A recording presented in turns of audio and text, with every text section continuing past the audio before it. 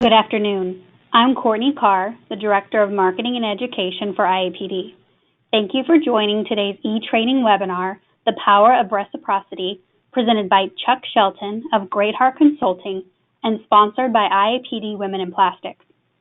Chuck Shelton is the founder and CEO of Great Heart Consulting in Seattle, Washington. For more than 25 years, he has honed a unique expertise in engaging and equipping leaders from cultures of advantage and their colleagues to grow their global businesses through inclusive leadership. This specialty led to the publication of his groundbreaking book, Leadership 101 for White Men, in which he challenged white men to take personal accountability for their learning around gender and race and commit to the building of relationships of trust across all differences. He lives in Seattle with Suzanne, a clinical psychologist, and loves to hike and work in the family's 60-acre forest in the mountains of central Washington. Okay, we have a great agenda for you guys this afternoon. Along with our presenter, Chuck, we will also be hearing from our very own chair of Women in Plastics, Jenny Chikowski, and Peter Delgado of Kerbel Plastics. Following the webinar, you will receive a link to a survey. Once you have completed a survey, there will be a link to download the presentation slides. This webinar is being recorded, and a recording of today's webinar will also be available for download on the IAPD website.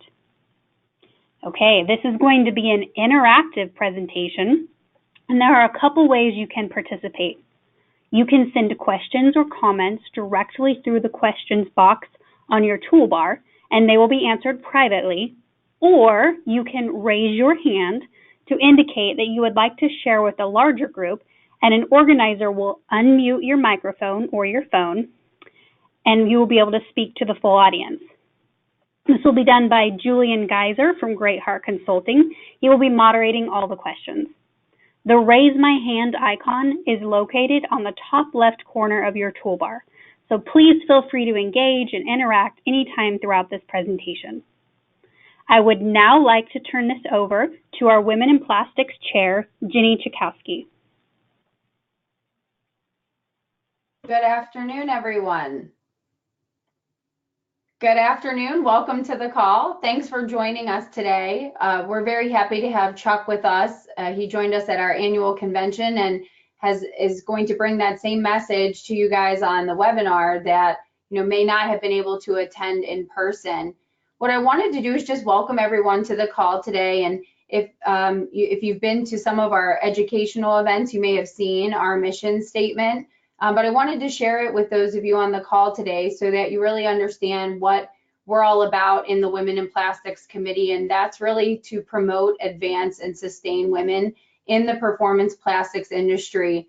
And we know that we also need greater diversity in leadership and management. So we feel like Chuck's going to share a great message with us today about steps we can take to do that.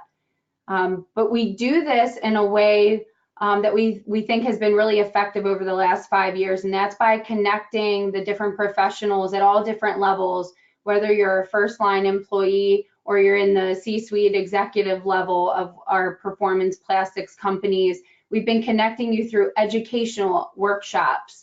And so hopefully you've been able to attend one. If you haven't, we'd love to see you at an upcoming workshop where you can learn a little bit more about what we're doing and also get some professional development.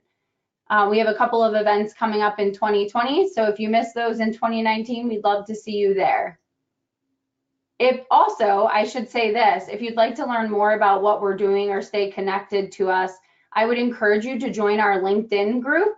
You can literally search Women in Plastics on LinkedIn. I think we have nearly 650 members, and we'd love to add to that and keep growing. But that's another way that you can communicate and learn more about what we're doing on a regular basis. So welcome to today's call, and thank you, Chuck, again for presenting to the group. Thanks so much, Jenny, and Courtney for getting us started as well. I want to reinforce a couple of things. One is that the idea of inclusion means everybody's in, and in the context of the gathering we had in Miami Beach, we're looking at the idea of reciprocity and some of the skills that I'll review here in a second. As a way into talking more with Jenny and Peter and hearing from you, Inclusion, even in maybe especially in a webinar format, means that the features that we've looked at already in terms of raising hands, audio participation, there's going to be a couple of opportunities later in this webcast for you to be, for us to hear your voice or to see your thoughts in writing. So be thinking ahead of time about what you'd like to ask, what you'd like to offer. We very much want this to be a source of learning that goes every direction. That fits really well with our idea of the reciprocity. We define reciprocity as the equitable and generous exchange of value in a high-performing relationship. Come back to that definition when we hear from Jenny and Peter. I just wanted to put it on a foundation and a groundwork for us thinking about how inclusion and diversity is an invitation to all of us for that kind of high-performing two-way street collaboration in relationships with our colleagues, with our customers, with our business partners. You can tell if you have an optic insight into this picture that I'm a white guy myself. And I just say, in terms of what you just heard from Ginny about women in plastics, the work that we see around inclusive leadership is opening the door to everyone. Again, as inclusion being is about us all. So women in plastics represents a tremendous opportunity for women and men to be learning and building a point of view of gender as part of it, and to be building a leadership branch where we are seen to be thinking about how gender does play into the way that we do our work, again, with colleagues, with clients, customers, and with business partners.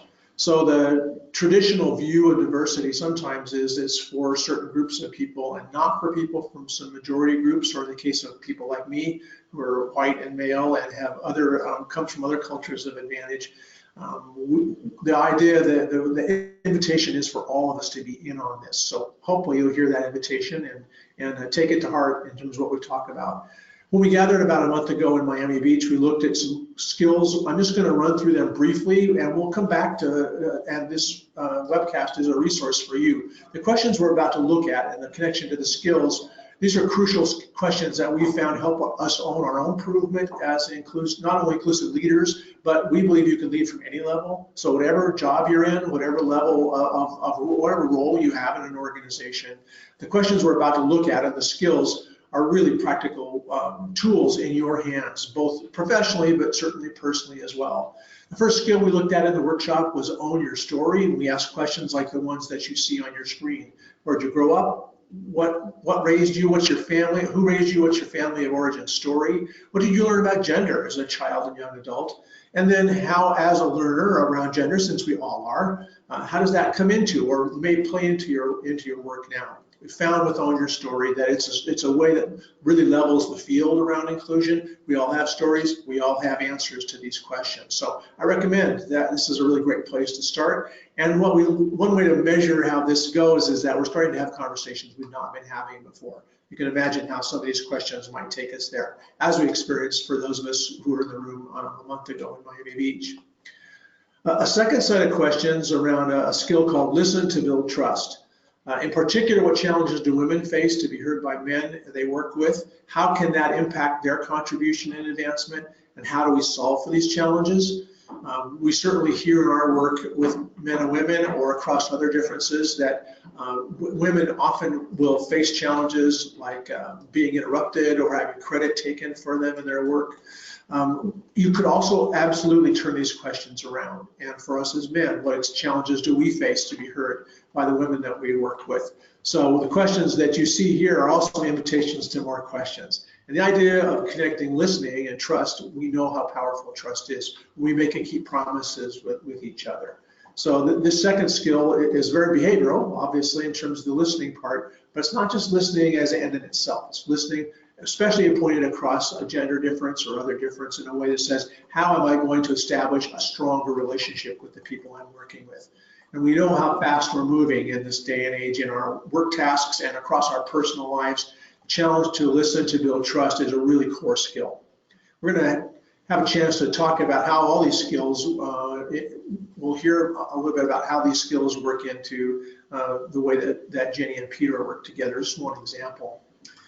The third skill that we looked at during the workshop talked about seek feedback courageously. So own your stories, kind of getting in the game. Listen to build trust is a way to put into our behavior, being receptive and really being present to hearing what people are saying, and doing it to build a stronger relationship. Seeking feedback courageously is asking us to think of a couple of folks, maybe across a difference like gender, and say, what can I ask them that will build a stronger two-way relationship? Remember that idea of reciprocity is that two-way conversation. And how can we apply the feedback and advice that we get when we ask these questions to help us be a more inclusive leader? Again, leading from any role. Even if you don't have a job that has a leadership title, you can lead on work assignments, on teams, on projects, in your own personal life, in your own career. So every time you see the phrase inclusive leader, what we're talking about here, it's really, we mean to include everyone in terms of leadership inclusively. Before we go to the conversation with Ginny and Peter, I just want to give you an example of a way to apply the last two skills. Listen to build trust and seek feedback courageously. So here's an exercise you can try. After this conversation, maybe when you go home or you're with somebody that knows you well and you trust, maybe tonight, this is the courageous part, ask them this question. On a scale of 1 to 10, 10 meaning world-class listening, what number would you give me in terms of how I generally listen to you and why? I can't actually hear you groan through this webinar technology, but some of you may be internally going, are you crazy? What we found with the exercise is that when we ask this question of someone that knows us well, how would you rate my listening to you on a scale of 1 to 10, 10 being a great listener? It's amazing that people actually, how quickly they have an answer for us. And then the conversation in terms of how we are perceived to listen, what makes us good listeners with one another, how we could improve as listeners, becomes such a rich conversation. And it's an example of a way to connect these two skills, listen to build trust and seek feedback courageously. So those are the three skills we dug into a little bit like this at our workshop, Own Your Story, Listen to Build Trust, and Seek Feedback Courageously. What I'd like to do now is open the door up to Ginny and Peter for a conversation about how they're experimenting with this work in their own learning. You can see from this slide, Peter is a senior director at Kerbel, and Ginny Chahowski, I hope I said your name right, Ginny, is associate director for training development. It's been really fun, both at the conference and on the phone between now and then, to get to know them a little bit. And I'd like to just flip to the next slide, have you join us by video as well, and maybe go with this first question to you, Jenny, to start. For the two of you, what did you do to build such a collaborative relationship? How did that develop? And then Peter, join in. Jenny, talk with us about your response to this question. Sure.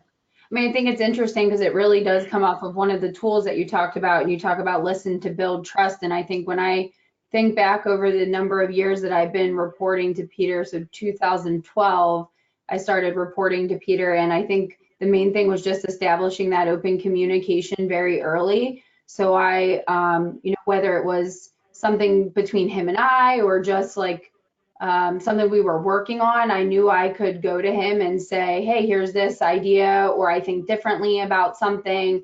And I was very early on, he listened to me, and it didn't ever make me feel like I couldn't do that. So I think just building that open communication very early on, knowing I could trust that he would hear me out, was a really big deal in terms of us like starting off on the right foot. Were you located in the same place at that time, or have you always been located in separate spots? Yeah, it's a great question. We've always been in separate spots, and in fact, until I actually started reporting to him, had very minimal interaction actually on a regular basis. So we knew each other, but until I started reporting to him, we did not actually interact on a regular basis. Yeah, I'm sure that's changed a bit. Mm-hmm. Yeah. That degree of interaction. Peter, what are your thoughts here? What Jenny said about kind of what went into building the relationship? How has that been from your side of it?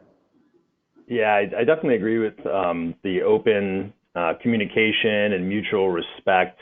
That's such a big part of it. Jenny's definitely not shy about coming with her opinions and ideas, and she has a lot, and it's kind of fun. I think as a leader, I don't view Ginny and actually my direct reports in general, and I have a lot of female direct reports, as somebody I manage, but more as teammates. Like, how do we do this together? So I think we have really productive business relationships that way and build friendships that way, which make the business relationships better. And I don't view Ginny or, and as we talk about, this is Women in Plastics, we talk about looking at your employees. Like Ginny and I talked about this before the call or last week when we were talking about it, that I don't really view them as, okay, I'm managing or leading a female or a male. Like I just try to treat everybody on the same professional basis and treat everybody professionally. And I think that works really well. So hopefully Ginny feels the same way.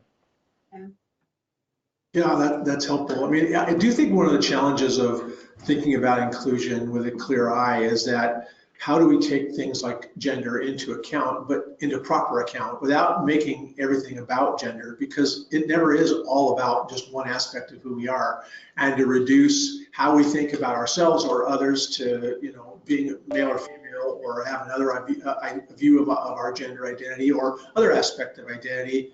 In some ways, it can be pretty confusing because it tries to put too much of a spotlight on things that are different about us and are relevant, but we don't want to overplay it. Second question, start with you, Peter. What do you enjoy? I've seen it happen, but you two live in it. What do you enjoy about that, the two-way nature of the back and forth of the relationship you and Ginny have constructed? Yeah, I think I enjoy how much we accomplish together. So that's that competitive and drive part that I think we both have. So we do that, but we have a lot of fun doing it. We sometimes we both are really hard workers and passionate, but I think we have a lot of fun and we laugh a lot while we do it. Sometimes with each other, sometimes at each other, I think. But Ginny makes it really easy. She's a super high performer. So she makes it easier to do that. But we challenge each other and we push each other. I learn a lot from Ginny, so I don't look at it as a relationship where she's learning from me and growing through the company. Like we're learning from each other. Luckily, we have Crabell Plastics, which creates an environment where we can definitely do that. Everybody feel comfortable doing that. But because we work well together, it's really easy for me to advocate for Ginny for promotions and for different levels in the company. And that's also really gratifying too, to be able to do that and feel really good about it. That's great. Yeah, I like how you highlighted, when we have a difference in view like gender, or in the case of the two of you, the level, because Jenny, you report to Peter, we can sometimes miss the power of what we have in common. And you identified a couple of them. And that's one reason we put high performing in the relationship you see here, or the definition you see here around reciprocity. It really does become, it identifies things we have in common. So competitive, high performing, hardworking, those were great call outs in terms of things that you enjoy in part about the connection you have because there's ways that you're so similar to one another. Yeah. And I mean, I guess, yeah, I mean, I completely agree. I think the thing that I really like, I mean, Peter mentioned like high performing, just challenging, and we challenge each other, but I think it, I guess we're always worried about the quality of the end product. So like when Peter talked about like we challenge each other, like we are high performing, I think we're able to do that, or I might have a different idea and I don't feel concerned about going to Peter and saying, hey, I'm thinking about this different than you are, and or him to me, because I think the foundation is like we want that solid finished product end result, like that's what we're shooting for. So I think that's what I enjoy most about our relationship is we're always looking for like what's that next thing, how do we take it to the next level, and we're not afraid to challenge each other in order to get there. And so I think that makes it just a really good working relationship. Yeah, I mean, that confidence and being able to try things out with one another and disagree. Have there been times where the two of you have seen things so differently that it was a challenge, and how did you handle that? Never. Yeah.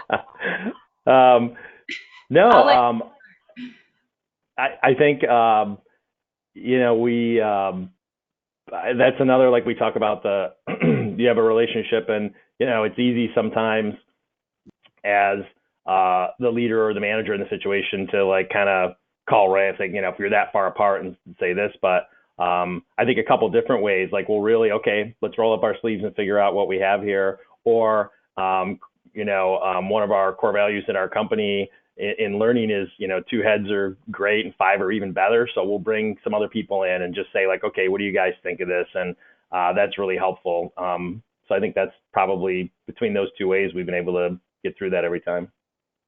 Yeah, we're both super dominant personalities. So we do DISC, we use DISC internally. So our D is like off the charts. Both of us, we're kind of like right next to each other on the DISC profile. But I think, again, just being able to say, well, what's the finished product? We do think differently in terms of, my background is more in training and development.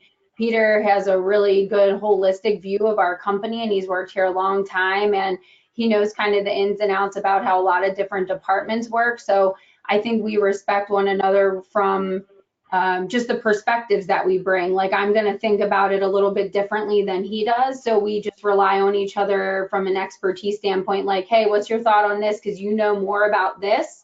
And then I can say, well, hey, like, what do you think of this? Because you really are more familiar with this. So I think we kind of respect the different perspectives. And like Peter said, bringing in other people, when we need to get kind of an outside view. Mm-hmm. Yep. I think that speaks so practically to the value that diversity and strong relationships bring, because in addition to visible differences like gender, and in some ways maybe beyond the impact of that, you two know each other at an individual level, and you value what the other brings in a way that is probably in some ways isn't what you're good at or is naturally good at, and in other ways, so it's a relief because this what you can do together is in part built in the fact that you know each other so well and value what the other one brings. And I'm guessing, because I think I felt it a little bit in our conversation, that the two of you probably have a little bit of a reputation. It's like, oh, here come Jenny and Peter. It's like you're in the other 3.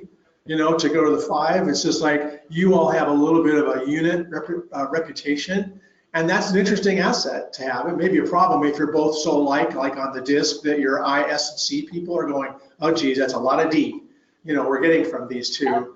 Yeah. But I think there's a we've been talking about the power of your ability to work together, and I like what you both said about the culture of your company, the tools and expectations for how collaboration is supposed to work in the company, because the scope of your relationship is powerful in and of itself. And Power of Reciprocity is it opens the door to those other connections with your colleagues. What have you noticed about, I don't want to overstate it because I don't know how true it is, but I'm just guessing that there's a little bit of that reputation around what Ginny and Peter do together. What have you observed about how people see you? What do you know about maybe the opportunities that opens? And I don't know, maybe there's some limitations if people see Ginny and Peter coming, any challenges around it? Anything you've observed in that respect?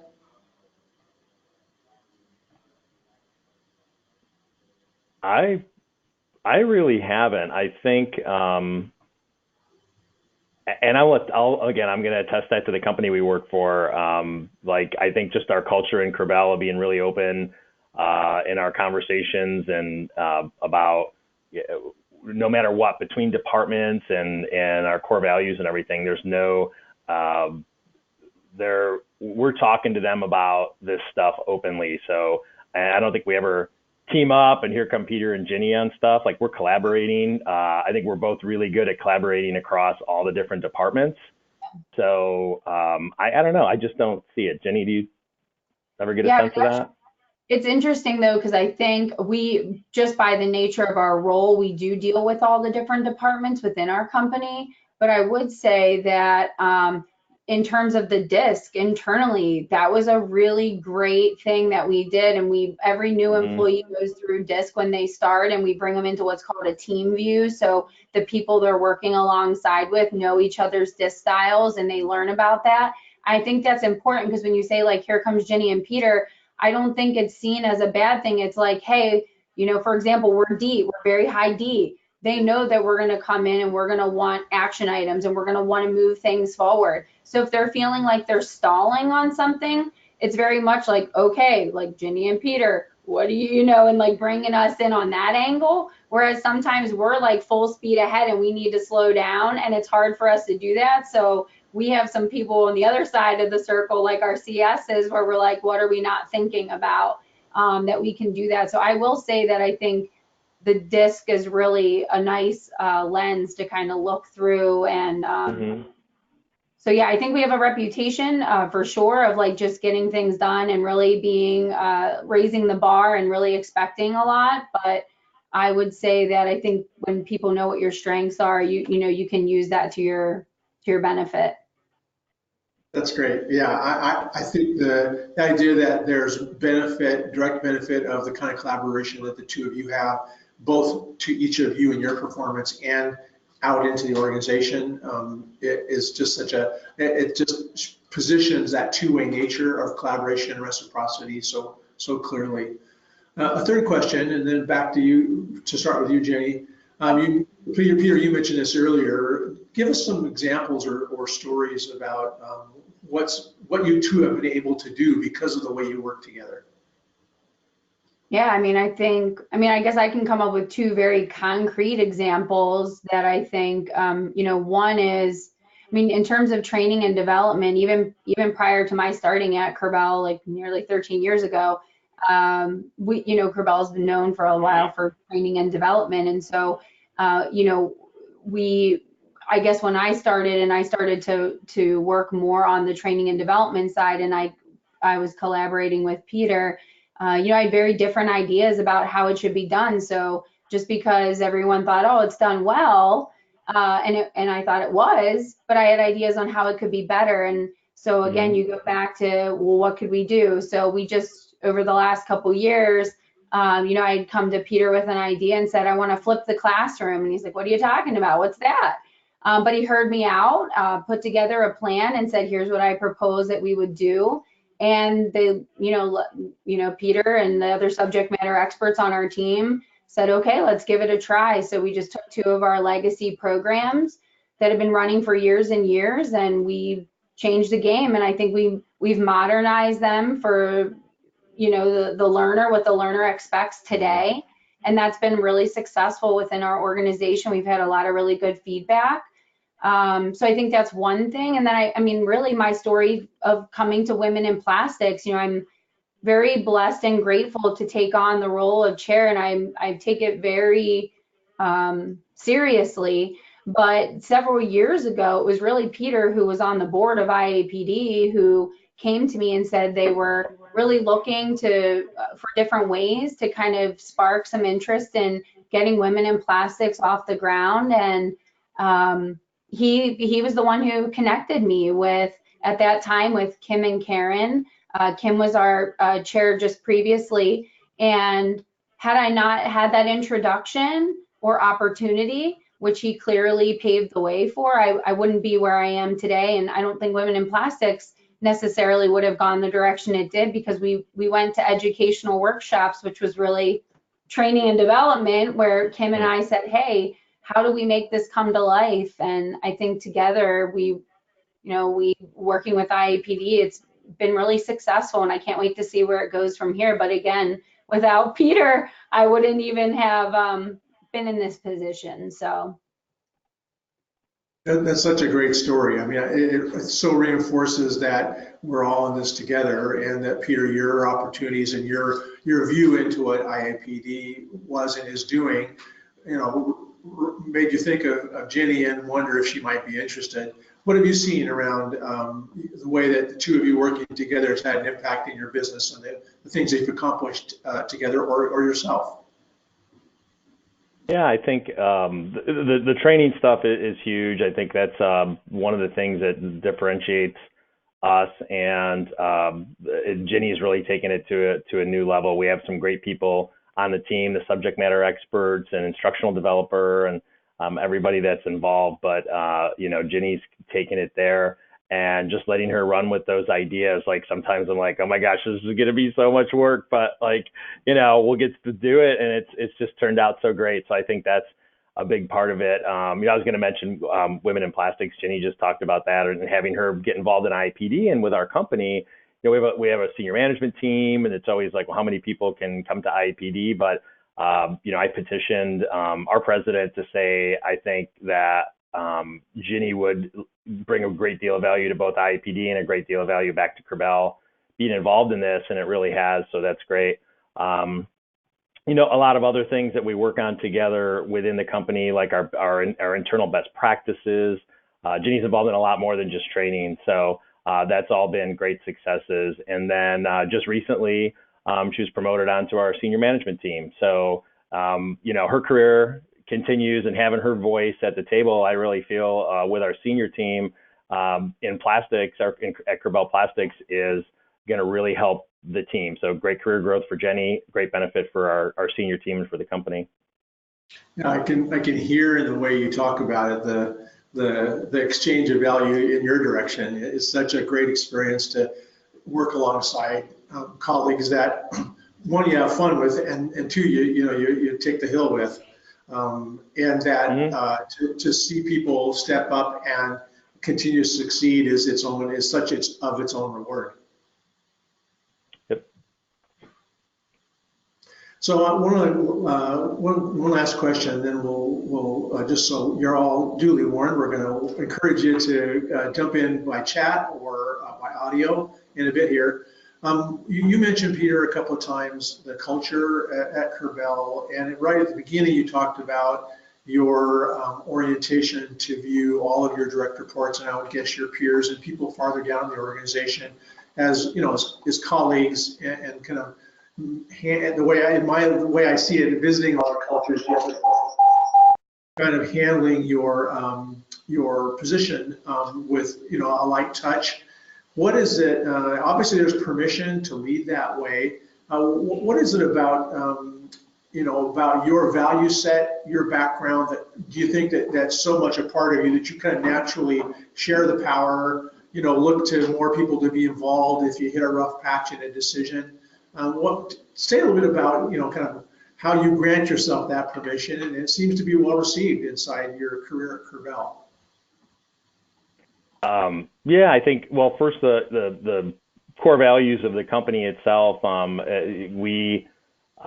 Everything is based off those core values, and from the ownership down and the management team, and its integrity, respect, and learning. And I believe really deeply. I was peripherally involved in when a lot of it was like not only created, but also like, what do we do? And we're constantly training and reinforcing the core values and leading off meetings with it. So I think that's a big part of it. My belief in it is I've always been someone who believes that, I've had a lot of different roles in Kerbel, had a lot of different people report to me in different capacities, but they do the work. And if I try to learn as much from them as I think I can bring to them. And if you do that, they sense that you're willing to listen, you're willing to learn, you're willing to exchange ideas and change your mind. And sometimes that's tough, and sometimes you can't. Sometimes you need to hold fast. But balancing those has, I think, what's been successful for me. That's really great. It just seems to me such a good example at the organizational level and at the individual level, how an inclusive mindset, we have choices and opportunities ourselves to live out our values and do that in a way that reflects what our company is committed to. And that's an invitation to every company listening to this webinar, every company involved with IAPD, because everybody has their culture and their values that really call to that kind of open door. Last question for you, Jenny, and partly in respect for what you're leading through Women in Plastics, and kind of the story that we've heard about your work with Peter and beyond that at Kerbel. How do you sort out and think through how you factor gender into your work? Because it's like the way we talk about it at Great Hearts, we talk about giving a due regard. We give it the right amount of regard, but not making everything about a difference like gender. How do you sort that out in your own career and for yourself? How do you sort through about, well, when are there things related to gender that we need to attend to, and when is it really not so much about gender, but about being human or being focused on getting the work done? How do you wade through that decision? I think it's an interesting question, but I think, again, it goes back to one of your tools that you've encouraged everyone to do today. And I know we kind of breezed over it very quickly at the beginning, but it was knowing your story and owning your story.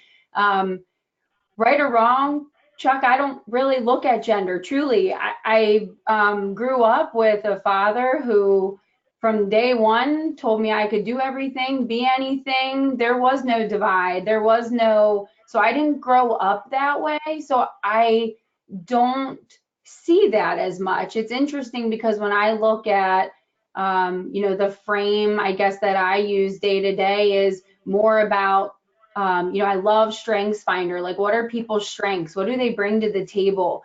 Generational differences. A lot of people look at them and they think, oh, it just creates so many challenges. What about all the opportunities it brings? I look at that lens and say, okay, we have folks in our organization here 25 and 30 years. We can learn a lot from them, but we also have folks coming up through that are in their 20s, and what can they teach us to be better? And it's interesting. I very rarely look through the gender frame of reference. Now, what's challenging for me is I have to remember that not everyone grew up like I have. And so I have to kind of look at it the other way and say, think about how I may be coming off or how they may be perceiving me, and say, is it a gender thing? Because I don't want to be too quick to jump and say, oh, it's because I'm a woman.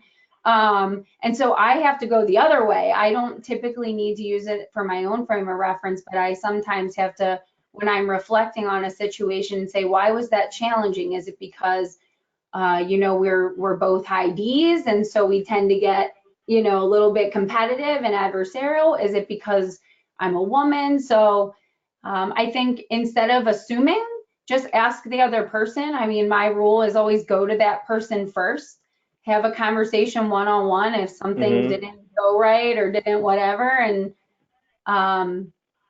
so that would be my advice. Don't make assumptions that it has something to do with gender or generation or whatever. Just go to that person and say, hey, we had an awkward interaction, or hey, I don't know why we're not communicating that well. I'm trying to understand how we can work better together. And I guess that would be my answer and my advice. So I'm really enjoying the fact that the person leading Women in Plastics has that kind of inclusive mindset that is based in your own story, Jenny, because it does reinforce for all of us, one, that inclusion and reciprocity opens the door to building high-performing relationships that really are one-on-one, like the two of you have constructed. It's a different kind of relationship we have with each person, and when it's connected to getting things done together, like it is for the two of you, at a work level, career level, that's great. I also really like the fact that you both have opened the door to the idea that within cultures that we're a part of, men and women, for example, there's massive diversity. And so the own your story, listen, build trust, seek feedback courageously are all those skills that open us up to the similarities, which are absolutely powerful, and the differences, even not only across visible or invisible differences like disc or strength finders or introversion and extroversion, or the visible ones, but to really kind of make it real with each other and to ask those questions and get down to real behaviors and what works with us as humans with those things in view, but not turning everything into a visible difference, because lots of times that's not how it works. Really helpful. I so appreciate the story that the two of you have and what's happening because of it. It's a great example, and I know all of us listening and a part of this webcast are in high-performing relationships across differences like gender. We can use the tools in this webinar to help us get even better at it. I think what I'd like to do next is move to what we've been encouraging you to think about, the interactive part of this. Our next way in is for you to use the chat box that we looked at earlier. We'd love for you to ask questions for Jenny and Pierre or for myself. What questions, based upon what we talked about, what would you like to hear more about, or what concerns do you have? And what do you think, why do you think reciprocity is powerful in your own experience? What's so important about that two-way street where everybody has a voice and agency and contribution? We each can bring our inclusive mindset to getting things done together. Love to hear from you on the chat box, and we'll dig in based upon what we've heard. So Chuck, just a reminder to everyone, this is Julian off screen. but in the room here with Chuck. One question that came up was of Jenny and Peter was maybe discuss a little bit how they have built trust virtually and what percentage of their FaceTime is virtual in like by video or by phone. Given that we're all often remote, do you have any kind of tips on how to build that relationship when you're not necessarily in the same physical space on a regular basis? Do you want to start? I just feel like I've been talking a lot. Do you want to start this one? Yeah, that's fine. Not much by video until recently, more recently by video, but we talk a lot. I think, if I'm not traveling, if we're both in the office, we'll talk, every day, or even if, I'm traveling, we usually have stuff to touch base on.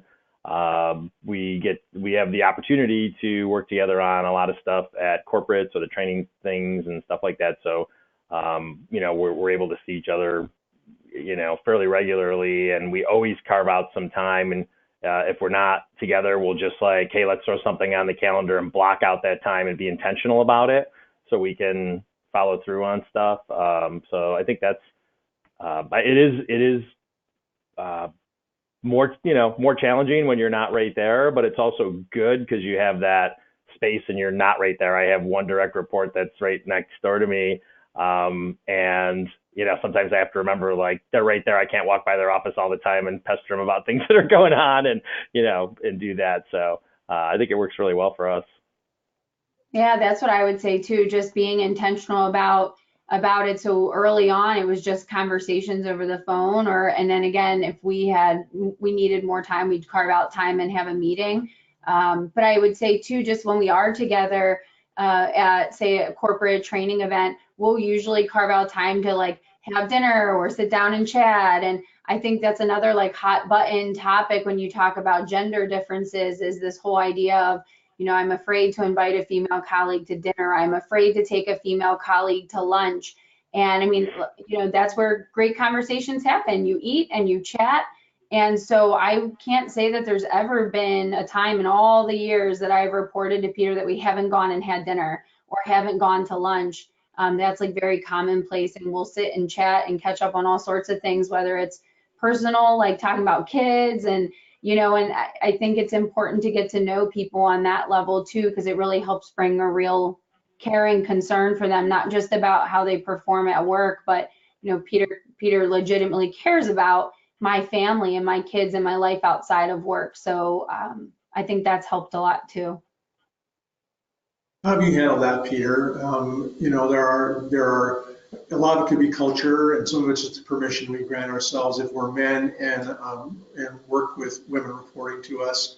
It's clearly in the literature and in the news, the concern that Jenny just mentioned. How do you manage that? Do you just not worry about it and think if somebody has a problem with it, it's their problem, or do you have other practices in your work to make sure that if there's some kind of perception of something that you handle it well? I think it's a different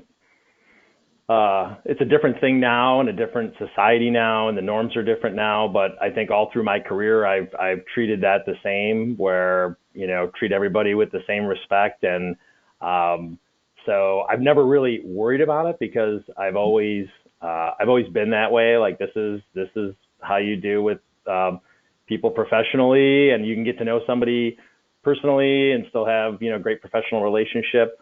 Now it's even more important. So I think I'm cognizant of it, but I don't worry about it, and I know that I'm comfortable. All the time, like as far as with anybody that reports to me, or even other people I deal with at corporate and other departments, to say, hey, let's grab a bite to eat, let's grab a beer after work or whatever, male, female, whatever, and as long as your intentions are good and you're doing the right thing, I think there's no problem with it. So. Yeah, I mean, I think in our work, what we notice is that's kind of where the trust part comes in, when you have a context of trust in the work relationship and beyond that. One of my practices over the years has been as if I'm doing a lot of traveling with a colleague, who's a woman, I will often make sure that my wife connects with her. I introduce them, so I'm talking about them, and my wife understands the context, because it's a way to build trust. There's lots of ways in lots of different relationships to do that. That's just what's worked for me. But it's definitely not a good time. Some of the literature indicates that even more men now in this Me Too era are kind of not only rethinking how we view our impact and to make sure it matches up to our intent, but there are men kind of withdrawing from active support that you have to work in to build relationships of trust across gender. That can be such a limiting factor in what you can get done in your career and how you can open the door and get that two-way reciprocity going across all kinds of differences. Yep. Yeah, Jenny and I spoke about that, and Women in Plastics, talking about that, because that's an issue for women in the industry, in any industry, that they're they're dealing with Me Too, both positive and kind of negative repercussions of what's happened with that. Jenny, thoughts on that you want to add? No, I think you hit the nail on the head. It's really trust. And I think, you can look at even, again, gender. So if, I was going to go out to lunch with a female colleague, I'd want to trust that too, just trust that the foundation of any sort of relationship, personal or professional, is really the key. And if it's not there, then I probably wouldn't invite that person to lunch, like, just to be honest, whether it was male or female. But I think it's even more important, like you said, in order for men to advocate for women, which is really important in terms of mentoring, and then that trust has to be there in that relationship, that they can invite you to a lunch or to a dinner, and that it's not going to be misconstrued in any other way than just a professional way. So. Yep. I think it's useful to point out that while we're focusing on reciprocity, particularly with your story and the context of the workshop around gender, these are variables and things to think about across every difference. Certainly when we have race and ethnicity in view, and we're working globally, when we're working with people from different backgrounds. So food for thought. Julian, what else? Yeah, so I've kind of tested the waters here. We're not getting a ton of interest for people sharing their stories audibly, but getting some good appreciation for the conversation that the three of you are having, especially for Jenny, for your dad, who kind of socialized you in a really healthy way early on. And some curiosity, Peter, for you about ways in which you were socialized around gender as a young man, young adult, and how you kind of have seen that maybe change over the years, both personally and professionally. I mean, pardon, Chuck? So own your story, a question. Oh, own your story, yep. And I think I spoke up at the workshop about this because nobody would raise their hand, so I'm like, all right, I'll raise my hand. But and it was about the same thing. And I think I grew up with a dad who was just super, like, hardworking, honest, respectful of everybody, respectful of women. He and my mom had great relationship. Again, it was all built on that kind of mutual trust and respect. And I grew up with strong women. I grew up with, in an Italian family in New York with really strong women who showed, so to me, I didn't look at, this is the women's role and this is the men's role, although in Italian families that can happen, but they also, could very easily take charge and get things done. And so I think that for me is just, that's how I was brought up. So I hope that answers your question. Yeah, I mean, I think the power of the own your story skill isn't that there's a right or a wrong way for us to come to all this, but it's a way to recognize we all have stories. Certainly in our work with men, sometimes in the frame of genders about women or races about people of color, the inclusion door and the reciprocity idea opens that to this two-way street where we actually all have stories. We all have things that we learn. None of us have a perfect story or a perfect upbringing, and we have choices to make about how that shows up in the way that we operate in the workplace, how we live our personal lives. And it's a powerful place to start because it's literally ours. And it's not a matter of validating or agreeing with someone else's story. It just is what it is, and we all have choices to make however we were raised. That's great. Julian, Courtney, anything else we want to add, or we want to keep on going here? I think we can kind of head on into the next slide here, Chuck. Great. So I wanted to say thank you so much to Peter and Jenny. We'll please stay on for some final comments, but I just wanted to briefly come back to this idea of reciprocity as the equitable and generous exchange of value in a high-performing relationship. I think we've talked about the skills involved with that, and I think you've heard a story about what that can look like. And I think we all, our assumption isn't that it's only Peter and Jenny who have this relationship like this. My experience is all of us are in high-performing relationships and can think about that kind of exchange in a way to grow them. We introduce some of the skills and the questions that go with that. Our approach at Great Heart is to use what we call appreciative inquiry, to use questions that generate great conversations, maybe conversations we've not had before, with the assumption that the people we're talking with have their own experience, their own knowledge, their own commitments, their own commonalities, the things that they share. So the skill questions that you'll have access to when you listen and view the recording of this, I really recommend that you try them on in your personal life, in your professional life. Maybe start with people who you feel the closest to, where the risk is lower, but also recognize that one of the doors that inclusion and reciprocity opens is to have conversations we've not been having. And I'm struck by, like I mentioned with that listening exercise, how often when we start having conversations we've not been sure how to have, or have been afraid to have, or just don't quite know how it's going to go, so because we can't control it, we don't even want to try, that when we use questions and we come at it from, here's how I think about it, that own your story perspective, it can be very powerful. I'd like to really encourage you to personalize what you try. This idea of reciprocity, that generous and equitable exchange. Think of some people who you, like I said, are close to and trust and know you need to build stronger relationships with.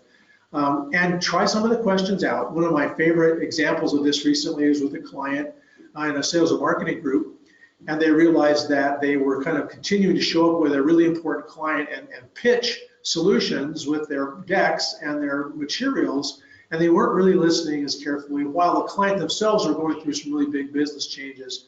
When the people in that sales group listened to build trust and really kind of took a more consultative approach, it not only changed the nature of the relationship and grew the sales and the connection, but from the client's perspective, opened the door to actually being heard. And here was this, quote, vendor now helping them really improve their business. So, it worked at a number of levels, and we need to identify in a number of directions where we could try to think about what reciprocity looks like.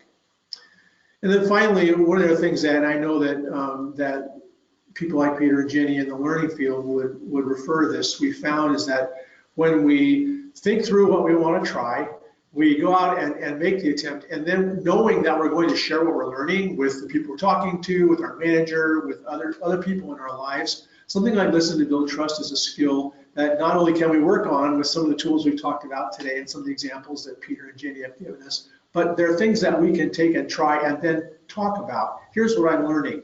So like what we'll do sometimes is encourage clients to say, I went to a workshop recently. I attended a webinar recently. Here's a couple of questions that we thought about, and I'd love to get your take on our team about how do we approach, how do you think about this?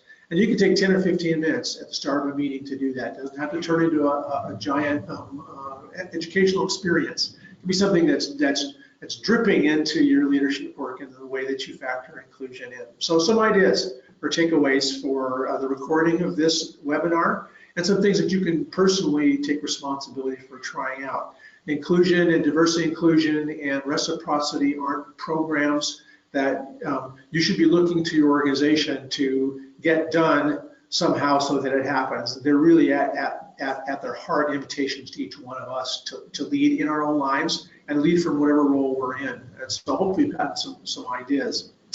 I'd like to close this. I'll answer the first couple of questions, and Peter and Jenny, if you could maybe talk about where you see the conversation today and what you're working on in your relationship, some ideas about what you might do next. I think that would open the door. I guess one of the things I've learned today is just the power of really listening to real people's stories. I so like how when you get to hear about a relationship that's working well, you get to know where people are coming from. And, Peter, your natural inclination to not hold on tightly to your position, but realize that your influence is absolutely connected to the way you include others. And Jenny, your perception that in your view, I think it's just really delicious that you're leading women in plastic and doing it in a way where you embody the fact that women themselves are vary greatly in terms of how you experience what that means. And I think it just opens the door to all of us to learn more. So what, for me, what this means, I think, is that it reinforces for me the need to continue to invite men into the conversation. Not necessarily making it all about gender, but to the degree that we as men have held back or felt like, well, it's women in plastics, so there's not a place for us in it, or I think there's something going on with the way that gender is operating in our workplace, and I'm not quite sure how to deal with it. I know for me, this is another reminder, another encouragement that we need to so believe in inclusion that we include ourselves, and that our influence in our work isn't only across a difference, but our influence and work is absolutely connected to what we do together with people who are like us in some way. And in the context of gender, for us as men to be thinking about what do we have in common, how are we different from one another as men, and how can we become truly useful. I've said many times in my work, this is the best possible time for those of us who identify as men to build reputations as someone who works well with people who don't identify as men, because sometimes in the larger context of what we're doing right now, the gender conversation can be so much about an argument and or silence, and not so much about what we're really doing positively to lean in and truly make a difference. For this third question, Peter and Jenny, based upon our conversation today and the larger context of your work and your learning, what's something that you're thinking about doing in response to this, doing differently, doing better, doing more of in the months to come? Well, for me, I think it's to be cognizant that people might see Peter and Jenny coming and and say, look out. So, how do we still get a lot accomplished? And maybe, when you said that, I'm kind of like, yeah, that might happen sometime. So, well, it's always worth asking a question about it. I don't want to make any assumptions that the two of you are all that scary when you show up together. Not usually. I think it's, for me, it's the reminder that everyone is really coming to the table with a different story, different set of experiences in their life. And, you're not gonna change people. You can't change people. They can only change themselves, and they have to be open to the change. So I think from a women in plastics perspective, we've really tried to reinforce the message that men are welcome, but how do we do that even better? Because it's about one of our speakers on diversity and inclusion this year says the power is in the and so we need to have women and men to make real change happen. And so I think I want to be really intentional about that, and in terms of working with our committee, making sure we're making that message really clear. But then again, just being respectful to the fact that we may have women and men come into the room that have grown up with maybe traditional role assignments, or it doesn't mean you're a man that you're the only one that could think women are this way. You could have been a woman and grown up that way. So all we need to do is create a moment for them to see that it could be maybe different. So that was mine, just being more cognizant of the fact that people come in with their own stories and experiences. Yeah, that's so helpful. Thank you. Thanks so much to you both for the work that you're doing, the relationship you've built, the impact it's having. I'm reminded of that word "and." It's a great reminder of both "and" of this work. Another word that we use a lot is the word "with." That we're doing this with one another. It speaks to collaboration and that exchange of value and reciprocity. Thanks for your time today. Courtney, I'm going to turn it back to you to wrap us up for this webinar. Thank you so much to our Thanks. presenter and to our panelists, Jenny and Peter. We really appreciate your time and insight. So this concludes our presentation. As a reminder, you will receive a survey about today's presentation. Once you complete the survey, it's only 2 minutes, I promise. There will be a link to download the slides, and a recording of today's webinar will also be available on the IAPD website on the webinar page. So with that, I will wrap it up, and we will see you back here November 15th for our next webinar, Industrial Curtains, How to Identify Applications and Become a Solution Provider. Thank you all very much. Thank you.